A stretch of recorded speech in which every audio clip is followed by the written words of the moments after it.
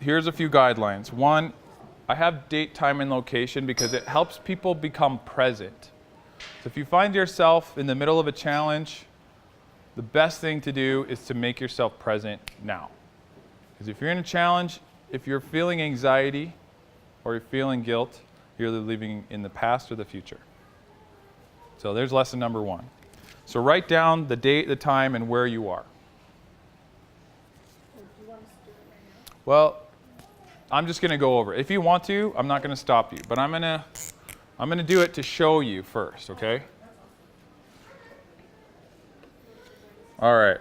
So date, time, location.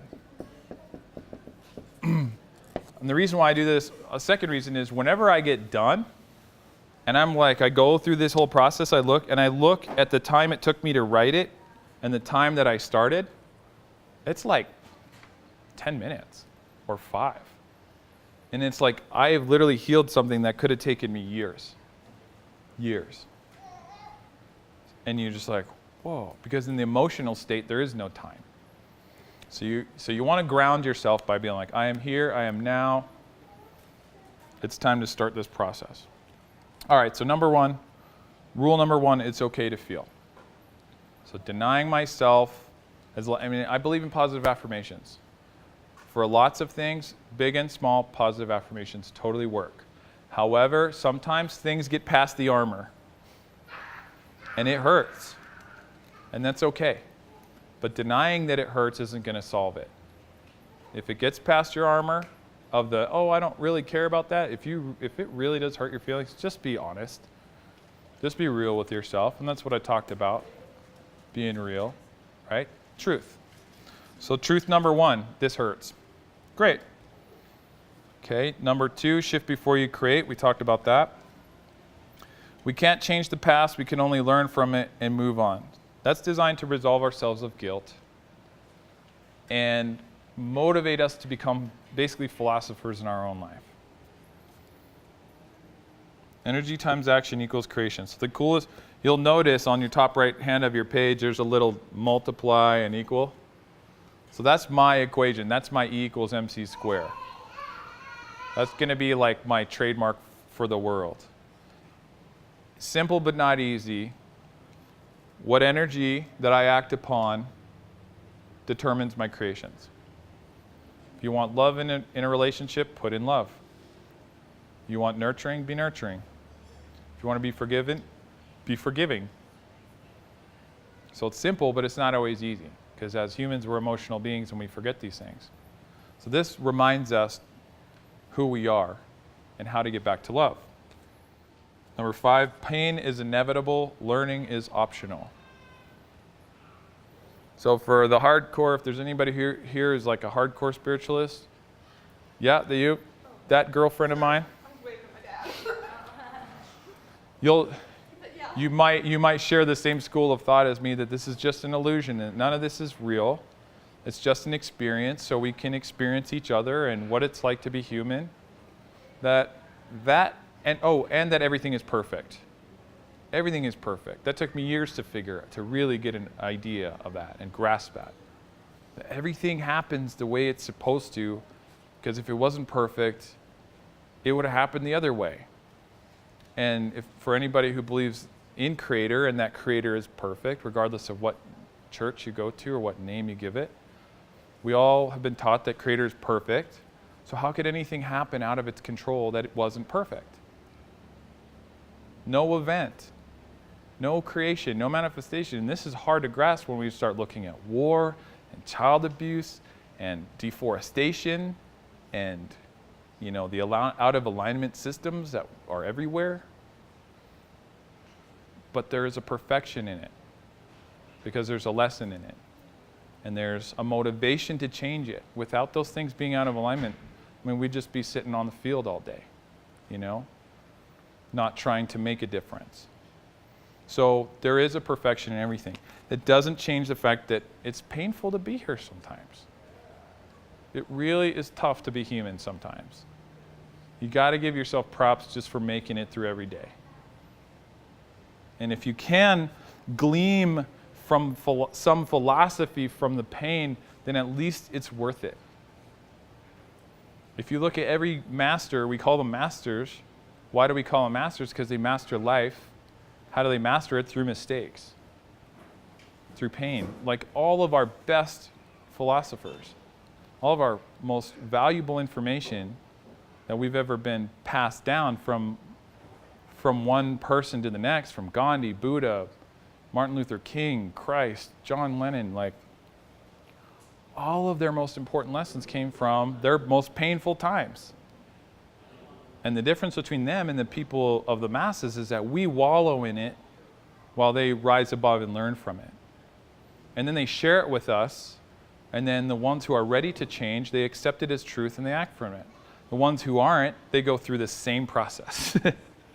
And they fall in the same hole, or they do the same thing until they learn to master themselves. So essentially what I've done is bottled that process of self-mastery. Fear is the issue, love is the answer always. I think we've already established that. Okay, so I'm going to show you what I do.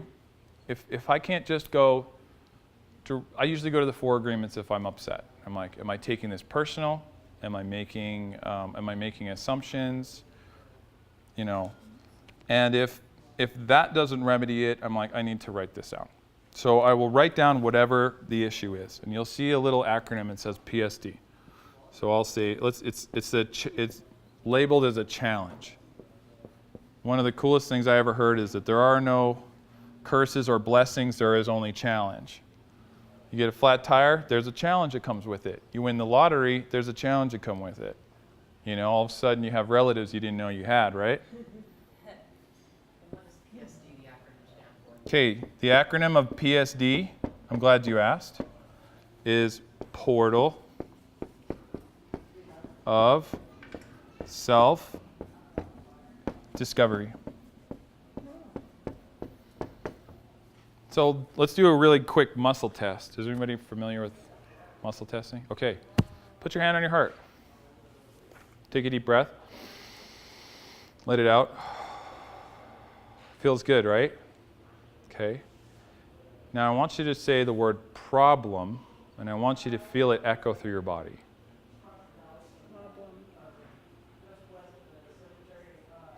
How's that feel? Not good, huh? See, it's a natural barometer. It's not a positive word. It's not a loving word. Now release. Take a deep breath.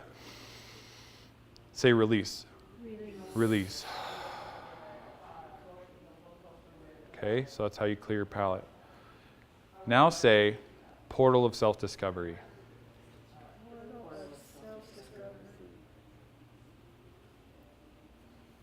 How does that feel? Isn't that rad? Yeah. Portal of self-discovery implies that there's an adventure here. There's something to be learned. If you're crossing from one side of a valley to the other, you're going to have obstacles. You're going to have trees in your way. You're going to have maybe the bridge is out and you have to cross the river. There's going to be rocks. There's going to be animals, possibly dangerous. And so it's easy to look at those things as we go through life. These are the things that show up in our way from getting to where we want to go. So it's easy to say, well, these are all problems, right? But isn't that the scenery? Isn't it? Isn't that what makes the journey beautiful? Is all of those things? So that's a shift right there. That shift in perspective. This isn't a problem. This is an adventure. This is a portal of self-discovery, and when I learn from it, it will close. Until we learn from it, we will repeat it. And that's why we repeat our mistakes. The catch is you also have to learn from a space of love. So to say, well, I dated this girl and she broke my heart. Lesson is, don't love, right? That's not learning. That's de-evolution. But to say, I love this girl, she broke my heart. When I heal, maybe I'll be ready to love again. And I'm not stating that I'm healed or I'm not healed. I'm just saying I'm open to the possibilities. That sounds a lot more emotionally mature, first of all. And second of all, there's more possibilities there. So learn from love, that's learning. Learning from fear, that's going backwards. All right, so what I do, because I'm a very simple person, let's say, for example, what's something that we all could identify with here? What have we all had to deal with as far as a challenge in our life? How about money? Does anybody here not have a problem with money? Let's put it this way. Does the government have a problem with money? Yeah. They have the most, right? Okay, so that means the rest of us do. Churches and banks all have money problems. So don't think you're the only one. All right. Do we have a cloth or something? Oh, there's one underneath there. Oh, thank you. All right. So if you have a big long story that goes with this, then you might want to use the back of the page. You know, I have a notebook, a coil notebook, and I fill them up, and then I move on to the next one and so on. But if you're using something like this, you might want to use the back of the page if you have a big long story. When I was a kid, my mom spent money like it was going out of style, and my dad was a miser. So I have all these, scarcity mindsets that I've downloaded, and I spend it here and I don't. So if you have that story, write it out. But if it comes down to just this, boom, PSD, and you know what that means, then so be it. If that alone is enough to trigger that, and you know that something's in the way between you and it, then just make it simple. If it's a conflict, it could be a big long story about you and a friend or you and somebody close to you. Or it could just be the email that you got that pissed you off, and you might write email. That's how simple it is. All right, so money. PSDs. Is there lots to learn from it? Sure. It's not always pleasant, but man, are we learning a lot about energy these days in the universe, right? By watching this exchange of money. The abundance that you can get Yeah. from tuning into your heart and coming from your heart. Of course, yeah. Yeah, it's an interesting, I urge everybody, my personal on a side note, I urge everybody to find out what their agreement with the universe is when it comes to money. Go on that path, because I was raised to believe that you work hard and you sacrifice and you do, and even if you don't like your job, you just do it and you'll be successful. That's not my agreement. That was my dad's agreement. My agreement is I have to give to receive. And I have to go out, and if I go out to try to make money, it never works.